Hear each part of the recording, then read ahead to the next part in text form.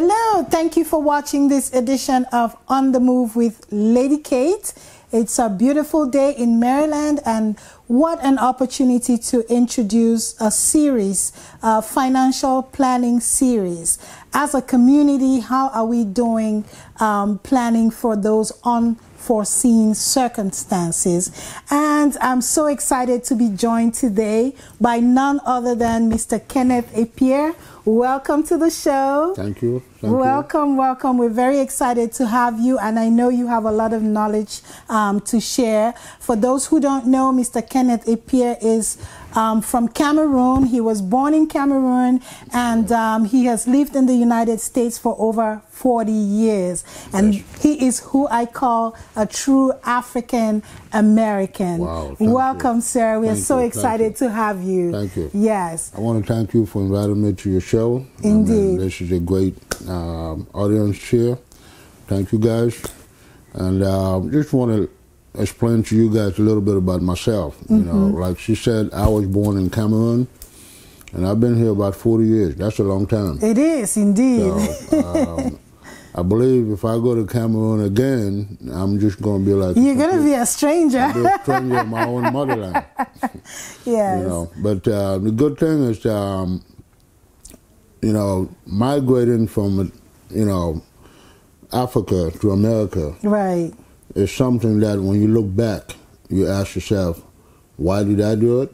Or was it the right thing for me to do? Right. But when you look forward, I think it's a positive thing. It sure is. You know, I'm an immigrant myself, immigrating from Cameroon some years back, and I love living here in the United States, but my roots are still very strong and solid in Cameroon. That's and good. yes, I love Africa. I love being American, African. It's just, I feel that it's a very rich background to have.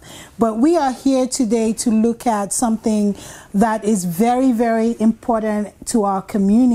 Okay. As immigrants, we don't really, most of us culturally don't think and plan financially. Am I wrong to say that? No, you're absolutely right. Right. You're absolutely right. Now, being in the insurance industry, I've been in the industry for about 31 years. And from what I have noticed, you know, which is something that I want to try to bring, you know, that awareness to my community. Yeah. The other communities that are in the United States, you know, the Spanish, the Jewish, you know, name it, but they are so involved and they educate their people, and their people are willing to learn, because the one mistake we don't want to make, there's nothing wrong in migrating from Africa to America. But if you look at the old biblical stories, when you go to Rome, you do as the Romans do, yes. And that's something that we need to start thinking and changing our mindset. Yes. From the kid that we're having in America, because we're getting older. So, in terms of health insurance, I'm going to give my people another opportunity to realize that it is important for us to start looking at things. The world is changing. America is changing. It's not like it used to be 40 years ago when we came. Right. So please, try to learn a little bit more about the insurance, health insurance, life insurance, critical illness. I call it critical illness because in our community, within the last 8 years that I've been in Maryland, we have lost a bunch of our lovely brothers and sisters. Oh, yes. We have seen people just drop dead, you know, from heart attacks to cancer to all kinds of, I mean, car accidents. People just, and every time we are so shocked, we talk about it then, and then it goes away. We never really sit down and really examine how, as a community, how we are planning for these unforeseen circumstances. And I know you mentioned health insurance. Health insurance, I know most people who work have the option to take up health insurance from their work. And I think there's also a tendency, because it does cost money, it's a big chunk out of your check, there's a tendency not to sign up. I mean, there are people who don't take it up, and it's there. It's cheaper than actually going to get it on your own, right? So what is your advice on that? the only advice I can give my fellow brothers and sisters, when you get a job, normally they present you with your employment package. And that package includes your insurance information. Right. Now, what I have noticed people do, they turn to look at the premium. Oh my God, that's too much money. I can't afford to pay that. It's going to take all my paycheck. It is true. We're all trying to put our finances together. Together, yeah. But let's start to think outside the box. Right. It is very, very important. If we can figure out how to put a budget together, right, where you can afford that insurance, because you're the breadwinner, don't forget. True. If something happened to you and you are not working and you're sick, how are you going to support your family? You have a mortgage to pay or rent to pay, car note to pay. You know, you have to feed your family. Kids in the daycare. Your family is depending on you. And if you get sick and that check stops coming in, it's very, very tough. Yes, very tough. Now, a good 60% of bankruptcy in America is due to medical bills. So that is a huge percentage. Right. So my advice is, let's start to educate ourselves. Right. I am willing, some of you, if you're friends of mine on Facebook, you can see where I put a little bit of, advertisement. I'm willing to give free consultations. You guys are free to call me. You're free to go to my website, open it, send me contact information. I will get back to you. I can come to your home or to your office, or you can come to our office, downtown Silver Spring. The address is 8209 Fenton Street. Sure. Suite number 5, Silver Spring, Maryland. The zip code is 20910. That's for sure. So I'm willing to give free information, to give you guys a lot of information about the healthcare system. Because right now, when they talk about Obamacare, we don't know if it's going to be repealed, or if it's not going to be repealed. Right. So it is critical that we take things, But talking about Obamacare, for those who don't have, like, if you don't have the insurance from your job, it's still good to, subscribe to Obamacare and get insured that way. It's still cheaper than getting a private insurance. It is. It's still an option. It hasn't been repealed yet. It is an option, but again, a lot of people don't have the right information. Right.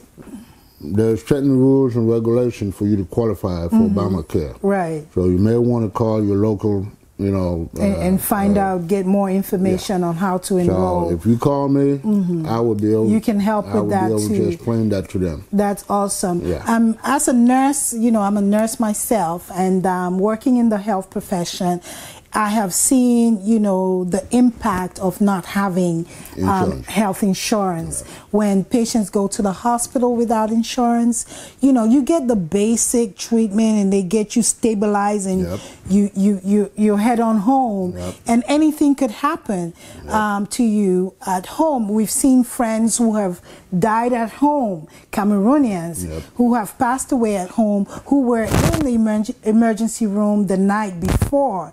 So, and then the next morning they're gone. So it's really important to get your health insurance. And now let's move on to the other aspect, which is financial planning in the community. That financial planning is a big word. A lot of people yes. What are they talking about? It's huge. But to break it down, what I call financial planning is, if you have health insurance and you were sick, and you died, just like you said, we've lost some of our family members. Sure. Now, what did that family person leave back for the wife, the kids? Right. And, you got a mortgage to pay. So that's where life insurance comes in. A good 80% of the Americans, they plan for that. Right. 80% of Americans. They plan for that. Wow. Because they got a home, they got kids, and they have a business. That's right. They have to be protected. So think about it. We all drive a car. We come from Africa, we buy a car, you want to drive, that's fine. Yeah. But if you get hurt and you were in the hospital, it creates a lot of problems. Right. So life insurance is very critical because it will leave something for your family. But there's another area that I also want to talk about, and that is critical illness, because it is the number one thing that really affects everybody. Right. Buying a critical illness policy will help your family also, because health insurance covers you if you're in the hospital.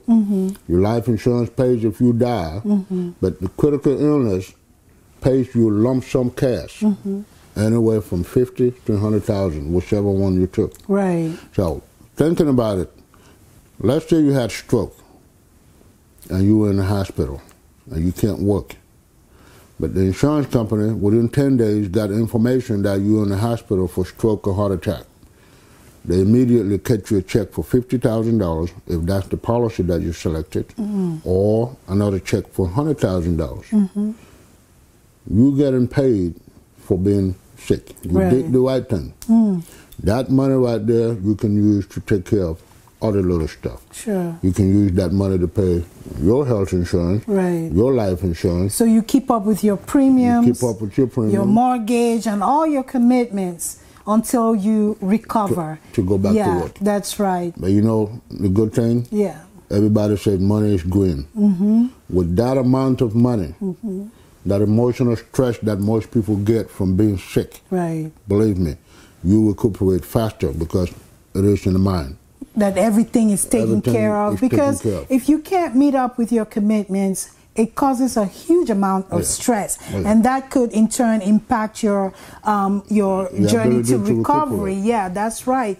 So if you have that taken care of, the stress is not there, you will, you know, recover quicker. Yeah, I do agree with you on that entirely. Yeah. So with that said, I also want to make sure that our young children that we're having in America start to learn a lot of this information. So when they get their first job, like this month, the month of May, we've had a lot of graduations. Oh my God, tell me about it. Yes, the graduating, doctors, the lawyers. yes. So if they understand some of this, when they go to work, they will not play with their medical insurance. Now, for the young people out there, make sure you sign up for your 401k. Right. And also, you can call me. I have a plan that is called the Index Universal Plan, life insurance. It builds cash value in the future. So all that money you're making as a doctor or a pharmacist, if you can put it, some of it, into that plan, you will come out ahead within the next 5-10 years. You have more money than your father or your grandfather have ever had. Right. Just by investing that money into an Index Universal Plan. So if we can get our young children to look at life different, like I was explaining earlier. Right. The foundation that I put together called Voices of Children Foundation, all I want to do is teach young kids in America, Africa, Asia, Latin America, those who are underprivileged, so they can't give up. They're God-given children, and everybody have a potential to becoming somebody in this world. So your foundation is focused on empowering children to start thinking, you know, to change that mentality, start thinking of the future and how to manage themselves at a very young age. Very young age. I think that's really important. Because the foundation have 4 core areas. We got sustainable education. Through that educational program, we can blend our English way of, you know, education, the French system of education, the American system of education, so they can have an exposure. There's nothing wrong in collaborating the two. No. Now, under sustainable healthcare, a lot of our African, you know, boys, women, and girls are getting into the healthcare field. But we forget to realize some little stuff. Do we take this same education that we have on the healthcare back home to teach our people hygiene? You know, why we basic things like hygiene or environment. Why we have the that's right. That we have typhoid, why it is important to be clean. Typhoid, all those stuff.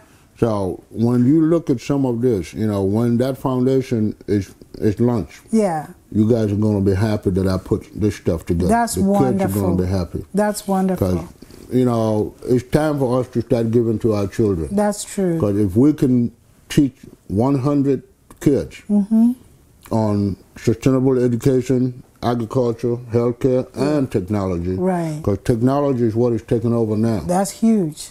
In the next, say, 15 years, by the time the kid was 6 years old when they went to elementary school, by the time they graduate from university, right, we have a beautiful country. That's right.